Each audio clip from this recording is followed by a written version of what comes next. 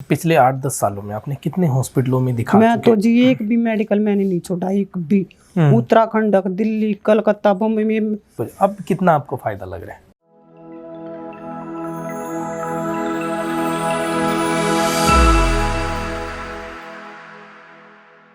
दमा यानी सांस की तकलीफ, कहावत भी है दमा दम के साथ जाता है, लेकिन ये कहावत पुरानी हो चुकी है क्योंकि दमा का इलाज हो सकता है।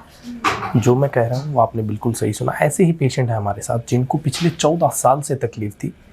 पेशेंट है वीना देवी, एज है इनकी 30 साल। पिछले 14 साल से ये तकलीफ थी, 8 साल से इनको बहुत ज़्यादा तकलीफ। 8 साल से बहुत ज़्यादा पेशेंट है हमारे साथ, इन्हीं से हम पूछ लेते क्या क्या इनको तकलीफ होती थी, क्या क्या इनको परेशानी झेलनी पड़ती थी, और अब यहाँ ट्रीटमेंट के बाद में इनको कैसा फील हो रहा है, बताइए क्या क्या तकलीफ ये 8 साल से मैं 14 साल से परेशान होती थी, वैसे 8 साल तो अब मैं थोड़ी बहुत चल भी नहीं सकती थी। कितनी कदम छत पे चलने भी पे सांस फूल जाता था? थोड़ी सी दूर मारे गेट है ना, इतनी दूर भी नहीं चला सकता। 10-20 कदम चलने पर ही ईसा होता था मुंह से, और सांस जैसा अब लिकड़ा मुंह पाड़ सांस लेती थी मैं। तो इसके लिए आप दवाइयाँ भी ली आपने? हाँ, दवाई जी मैंने, पंप भी लिए मेडिकल से, प्राइवेट भी बहुत सारे वो देते थे, थोड़ी बार आराम रहता था।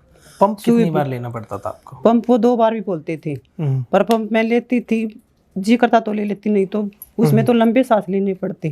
कितने टाइम से आप ये दवाइयाँ और पंप यूज कर रहे थे? ये मैंने 8 साल हो लिए जी। मतलब 8 साल से दवाइयों पे ही डिपेंड। हाँ। अच्छा, ऐसा भी हुआ है कि आप दवाइयाँ भी ले रहे हो और दवाइयाँ लेने के साथ साथ भी आपकी तकलीफ बढ़ रही है? हाँ, लेती थी मैं, और फिर भी मेरे को ऐसा महसूस नहीं होता था कि आराम है।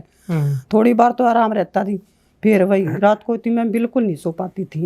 अच्छा, पिछले 8-10 सालों में आपने कितने हॉस्पिटलों में दिखा मैं चुके? तो जी एक भी मेडिकल मैंने नहीं छोड़ा, एक भी। उत्तराखंड, दिल्ली, कलकत्ता, बम्बई में, रोहतक में मेडिकल है ना, यहाँ तो मेरे को घेर ले जाते थे, और तभी बोलते थे कि इसको कुछ नहीं है, बाप दे देते थे कि ले जाओ इसको, चाहे मेरे को घेर के ले जाते वो घर वाले। सांस कितनी ज्यादा दिक्कत होती थी आपको, इमरजेंसी में लेके जाना पड़ता था, ठीक है? तो वे बाप दे देते, 1-2 गोली दे देते, तभी मेरे को ऐसा महसूस नहीं होता था कि आराम है। आराम, मतलब दवाइयाँ बहुत ज्यादा तंग पा गई थी जी मैं। ये लेने के बावजूद भी आपको फील होता था? थोड़ी बार रहता था, और फिर मेरे को ऐसा कि बस तुम बिना मर गई, गुजर गई। और अब मेरे को तो महसूस लग रहा है कि मैं ठीक हो जाऊंगी। ठीक हो जाए। अब कितना आपको फायदा लग रहा है? लग रहा है जी मेरे को बहुत अच्छा, और मैं चल भी सकूं, छत पे भी चढ़ सकूं मैं। पहले छत पे नहीं चढ़ पाते नहीं। थे? कितना टाइम हो गया था छत पे चढ़े हुए? छत पे तो जी मैं थोड़ी बहुत चढ़ जाती थी, पर काफी टाइम आराम करके जब उतरती थी। अच्छा, मतलब ऐसा नहीं कि चढ़ गए फिर तुरंत उतर गए? कपड़े सुखाती मशीन में सुखा के जब लेके चढ़ती थी ना, तब भी मैं आराम करके जब उतरती थी।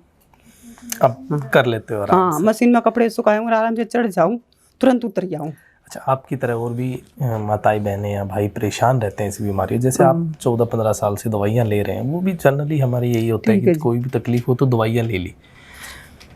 ये एक ज़्यादातर लोगों के मन में सवाल रहता है कि बिना गोली दवाइयों की ठीक हो जाता है। और अब तो जी मैंने 2-3 बार आली, मैं दवाई गोली नहीं लेती। अब गोली दवाइयाँ नहीं लेते? कितने दिन हो गए अब छोड़े हुए? अब तो ये यहाँ से आती हूँ ना, हफ्ता 10 दिन मैंने हो लिया, खूब दवाई नहीं लेती। अब दवाई नहीं ली? नहीं। अच्छा, पहले जहाँ दिखाया था उन्होंने कुछ ऐसा कहा कि आपको दवाइयाँ वो जिंदगी भर लेनी पड़ेगी? हाँ, बोला है। तो अभी 1 हफ्ता कहते हैं कि इसकी कोई गारंटी नहीं होती। तो दोस्तों, अगर ऐसी कोई भी प्रॉब्लम है, पेशेंट आपके साथ में है, आपके सामने है, इन्होंने बताया, बोला है, कई जगह बोला है डॉक्टरों ने कि ये तो जिंदगी भर लेनी पड़ेगी। हाँ, इसका कोई हम गारंटी नहीं लेते।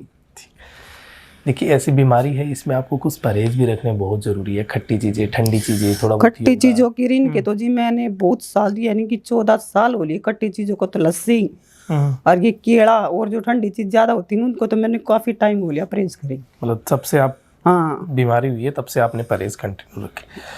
तो दोस्तों, ऐसी कोई भी प्रॉब्लम है तो आप कोशिश कीजिए कि जो दवाइयाँ तो आप ले रहे हैं, जैसे इन्होंने पिछले 14 साल से दवाइयाँ ले रहे थे, लेकिन दवाइयाँ लेने के साथ भी इनकी तकलीफ है वो बढ़ती जा रही थी, तो दवाई लेने का फ़ायदा नहीं मिला। तो आपको जो ट्रीटमेंट का पैटर्न है उसको थोड़ा चेंज करना है। चेंज क्या करना है आपको? और ट्रीटमेंट ट्राई करना है। और क्या ट्राई करना है? योगा प्राणायाम आप कर सकते हैं, रनिंग, साइक वॉकिंग, रनिंग कर सकते हैं। कल तो जी 7 दिन में मैंने काम किया 1-2, मेरे को शाम को आँख लगी, ये मैं लगाने भी भूल गई थी कल शाम को। तो फिर मैंने सुबह याद आई, मगर डॉक्टर कहते मना ना कर दे, मेरे को पता नहीं चला जी, मेरे को आँख लग गई थी मेरी। कोई बात, मतलब खुश हो आप अभी? हाँ जी, मैं खुश हूँ अब। मैं ऐसा महसूस करती हूँ कि मैं जल्दी ठीक हो जाऊंगी। ठीक हो जाओगे बिल्कुल। 40 और अब तो 2-3 बिल्डिंग चलना पड़े हैं, जब थोड़ा सा महसूस हो जाए कि पहले एक बिल्डिंग में हो जाता था। अब ये जैसे हिसार में उतरना पड़ता है, सिरसा में चढ़ना पड़ता है, 2-3 सीढ़ी ऊपर नीचे हो जाए ना जब, तो थोड़ा सा वो महसूस सा, लेकिन पहले से बहुत पहले से मैं महसूस करती हूँ कि मैं हो जाऊंगी ठीक।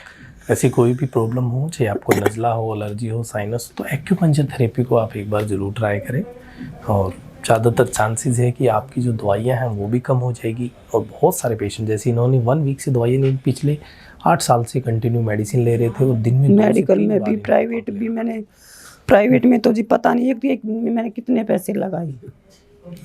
देखिए जब तक यानी कि मेरा हस्बैंड सेटरिंग का काम करता है, जितने पैसे आते हैं ना 8 साल से वो सारी दवाइयों में जाती। मेरे बच्चे हैं, इतना तो बच्चों पे भी नहीं लगता जितना मेरी बीमारी में लगता। घर पे भी खुश है आपके हस्बैंड? हाँ जी, वो आज आए भी नहीं, कह तू एक ली जा, 2-3 दिन हो ले, साथ आते तो काम नहीं लगता।